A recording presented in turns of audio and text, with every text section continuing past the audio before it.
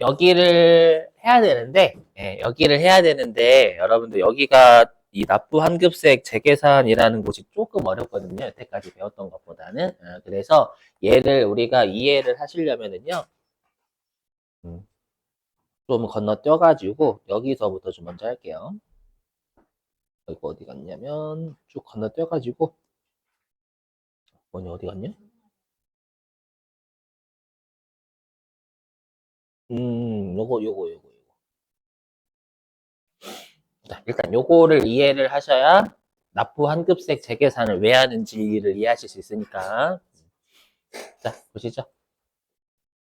음, 뭔가 그림이 비슷한 것 같지만 다릅니다. 아까는 공통 사용 재화를 매입하는 거였고요. 지금은 공통 사용 재화, 내가 과세 사업과 면세 사업에 같이 쓰던 재화를 처분한 거예요. 요거. 처분.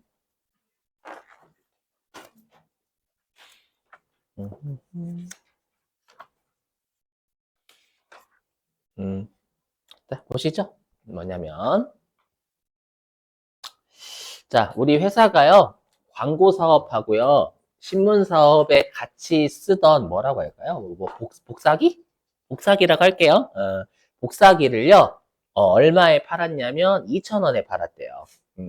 자, 그러면 우리가 지금은 처분이잖아요.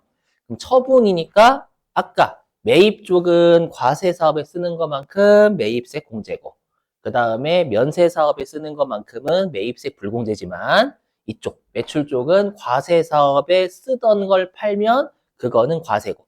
맞죠? 면세 사업에 쓰던 걸 팔면 면세가 되는 거예요, 여러분들. 그래서 여기는 과세 사업에 쓰는 비율만큼 과세가 돼야 되는 거예요. 처분이니까. 그렇죠? 그래서 우리 회사는 이 복사기를 광고에 60% 쓰고 있었고요. 그리고 신문에 40%를 이렇게 쓰던 복사기를 2,000원에 판 거예요. 알죠? 그럼 우리가 과세가 될 금액은 2,000원 곱하기 과세 사업에 쓴 60%가 되겠죠. 이렇게 해서 1,200원이 되겠고요. 그럼 우리가 굳이 표현을 하자면 요 2,000원이 공통사용재와 처분한 금액이잖아요. 그래서 얘가 공통사용재와의 처분가액이 되는 거고요. 요 60%는 과세 사업에 쓴 비율이죠. 근데 우리가 아까 했던 공통사용재와의 매입 같은 경우에는 여기가 예, 면세 사용 비율이었잖아요. 이게 당연히 과세 사용 비율이어야 돼요. 아까도 설명드렸지만 우리 과세 사용 비율을 현실적으로 파악하는 건 대부분 불가능하기 때문에 그걸 매출액비를 쓴다라는 건 우리 시험은 똑같아요. 다만 다른 게 있어. 뭐가 다르냐면 우리가 아까 했던 공통사용재와의 매입은 여기가 단기 비율이었어요. 그 단기. 예. 근데 지금 하는 공통사용재와의 처분은 어느 비율을 쓰냐면 우리가 전년도 거 써요. 전기. 승질나죠, 여러분. 이런 것 때문에 승질나요. 그래서 정 힘드시면 여기는 실기로는 잘 안 내니까 제가 여기를 왜 하냐면 납부 환급세 재계산이라는 곳을 이해하려면 얘가 좀 돼야 돼서 그래요. 그래서 정 여러분들이 하시기 힘드시면 전기는 안 해오셔도 돼요. 여기 잘 안 내니까. 자, 그러면 왜 전기로 하는지 잠깐 설명 좀 해볼게. 보시면. 보세요. 자, 요 갑이 광고하고 신문을 같이 하는 사업자예요. 사업자고 을은 그냥 100% 과세 사업자인 거예요. 그랬을 때 5월 7일 날 이걸 2,000원에 판 거예요. 그럼 2,000원에 팔았으면 이 1,200원만큼은 뭐를 발급해 주는 게 맞냐면 세금 계산서를 발급해 주는 게 맞지만 그럼 면세 사업에 쓰고 있는 40% 있죠. 그럼 40%만큼은 우리가 면세가 되는 거잖아요. 그럼 면세가 되면 상대방한테는 계산서를 발급해 주게 돼 있어요. 그래서 즉 5월 7일 날 보시면 그러면 갑입장에서는 당연히 우리가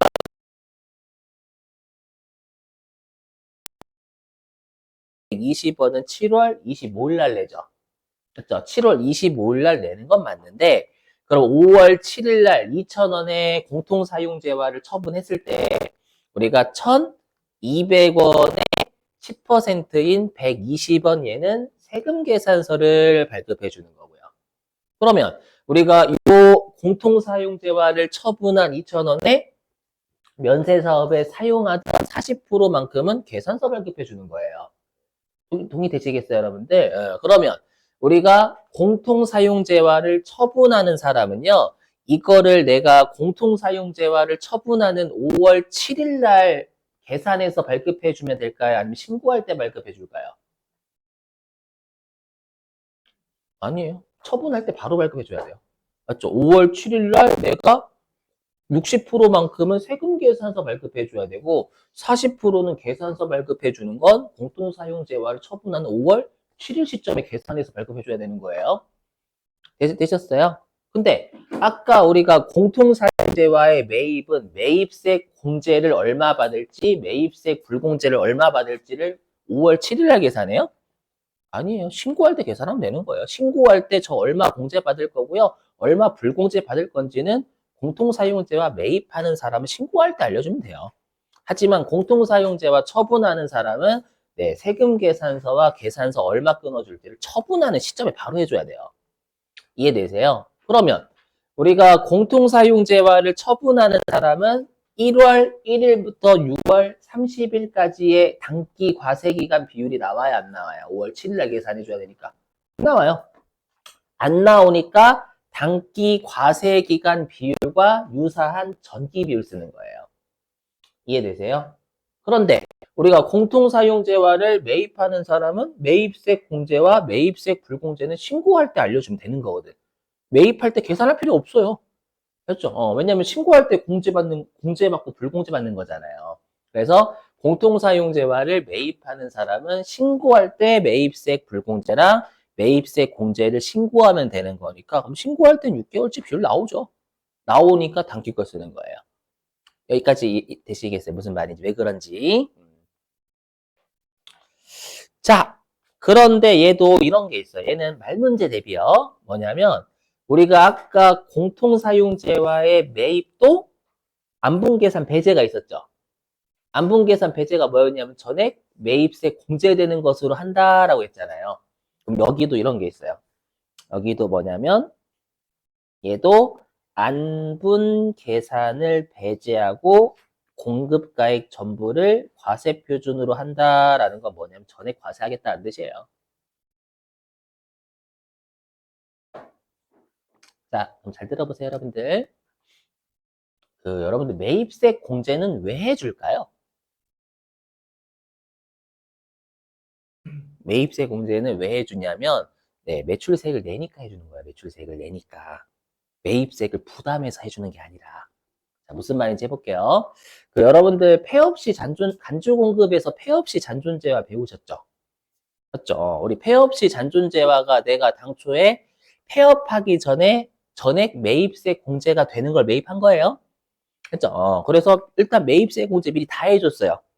다 해줬고 폐업하기 전까지 80%만큼은 팔았어요. 팔아서 80%만큼 매출세액을 낸 거야. 그럼 80%만큼 매입세 공제 미리 해준 건 잘한 거예요. 맞죠? 근데 도중에 폐업해버렸네? 도중에 폐업하면 사업자예요, 아니에요? 아니에요. 그럼 사업자가 아니면 사업자가 아닌 상태에서 폐업 시 남아있는 재화를 팔아도 매출세액은 안 내요. 납세문자가 아니니까. 그죠? 그러면 80%만 매출세액 냈으니까 매입세 공제는 80%만 해주는 게 맞거든요. 근데 100% 매입세 공제 미리 다 해줬잖아요. 맞죠? 그래서 매입세 공제 받은 100% 중에서 20% 토해내라라는 거예요. 여기서 알 수 있듯이 매출세액을 내니까 매입세액이 공제가 되는 거예요. 즉 뭐냐면 매출세액이 과세가 되는 비율과 매입세액 공제가 되는 비율은 같아야 돼요. 응? 알죠? 그게 핵심이에요. 그게 핵심. 그래서 제가 이걸 왜 하냐? 아까 이거 있었을걸요? 우리가 매입 쪽은 안분계산 배제가 면세비 5% 미만이었죠. 여기도 똑같이 있을걸요, 여기? 여기도 어떻게 있냐면 여기 면세 비율이 5% 미만 있죠. 근데 여기는 갑자기 재화의 공급가액이 5천만 원 이상인 경우는 제외. 그럼 아까는 우리 매입 쪽은 요게 500만 원이었잖아요. 그럼 여기는 왜 5천만 원일까요? 거기는 500만 원인데. 맞아요. 거기는 세액이었고 여기는 금액이잖아요. 금액이니까 곱하기 10을 한 거예요. 그리고 여기도 마찬가지고. 아까 우리가 공통매입세액은 5만 원 미만이면 안분 계산 안 했죠. 여기는 금액이면 10배를 곱해야 돼. 이거 50만 원 미만 이렇게 된 거예요. 그러니까 여기서 알고 계셔야 돼. 매출세액이 과세가 되니까 그쪽도 매입세 공제 전액 해주겠다는 뜻이에요. 아, 여기? 아니, 다시. 아까 그쪽이 매입세 공제를 다 해주는 거였잖아요. 그죠? 그럼 여기 이거 매출세액 다 과세되는 거잖아요. 매출세액이 전액 과세가 되니까 그쪽에서도 매입세 공제 다 해주겠다라는 뜻이에요. 항상 매출세액이 과세가 되는 비율만큼 매입세 공제가 돼야 된다고요. 그게 납부 환급세액 재계산의 출발이에요. 아셨죠? 자, 여기 동그라미 3번 설명 뭐냐면, 자, 내가 신규로 사업을 시작한 거예요. 내가 신규로 사업을 시작한 과세기간에 공통사용재화를 팔아버린 거예요. 그럼 신규로 사업을 시작한 과세기간에 공통사용재화를 팔았으면 직전과세기간이 있어요, 없어요? 없어요. 직전과세기간이 없으니까 그냥 전액 과세해버릴게 라는 거예요. 그러면 우리가 아까 못 봤던 거 있죠? 아까 못 봤던 거. 제가 잠깐 설명드린다라고 했던 거, 요거. 여기는 매입 쪽? 맞죠? 아까 동그라미 3번은 좀 이따가 설명할게요 라고 했잖아요. 뭐냐면 내가 신규로 사업을 시작해가지고 그러니까 신규로 사업을 한 과세 기간에 공통사용재화를 매입한 거예요. 잘 들어보세요. 아까. 그럼 내가 신규로 사업을 한 과세 기간에 공통사용재화를 처분하면 전액 과세하겠다라고 했죠. 그럼 당연히 신규로 사업을 내가 시작한 과세 기간에 공통사용재화를 매입했을 때는 전액 매입세 공제를 해줘야 아다리가 맞는 거라고요.